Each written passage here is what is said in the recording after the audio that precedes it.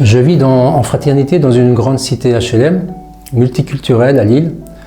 Je travaille à l'accompagnement d'enfants et d'adolescents dans leur parcours scolaire. Mon modèle, bien sûr, c'est Jésus-Christ. Dieu fait homme, qui s'est incarné et qui a pris complètement la condition humaine. Il a partagé totalement la vie des gens à Nazareth.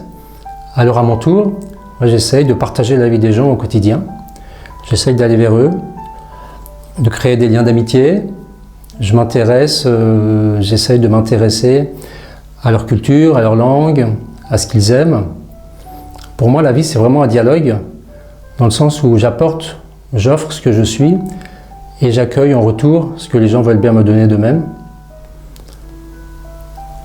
Ma plus grande joie, c'est de faire l'expérience qu'avec le temps, une relation de confiance peut vraiment s'instaurer avec les gens. On peut vraiment faire connaissance, se rencontrer en profondeur. Les préjugés tombent. Et à ce moment-là, au-delà de nos différences culturelles ou religieuses, on peut vraiment se regarder comme des frères.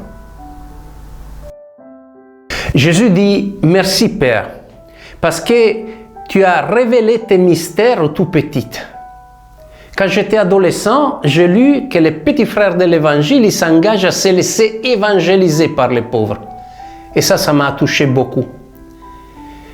À travers la vie de travail, la vie de quartier, les expériences de douleur et de joie de nos voisins, ils nous renvoient au visage de Dieu. À travers ces vies tout simples, on est renvoyé à rechercher plus profondément Dieu dans le silence. Et Dieu découvert dans le silence, ça nous renvoie continuellement à la vie concrète des gens, qui est aussi notre vie. La fraternité, alors être frère, alors c'est faire cette expérience à la fois d'être frère, mais aussi d'avoir des frères. Et c'est dans les deux sens. Je n'avais pas réalisé à quel point c'était exigeant et que c'était peut-être ça le cœur de notre vie, de vivre avec des frères et de se dire on est là, on vit un quotidien ensemble, c'est beau, mais c'est aussi parfois exigeant, voire difficile, il peut y avoir des conflits. Mais je crois, aller au-delà de ça, se dire que dans cette exigence, c'est ça qui m'humanise, qui crée profondément ce que je suis, me structure et je dirais approfondit qui je suis. Il y a quelque chose, je dirais, de découvrir.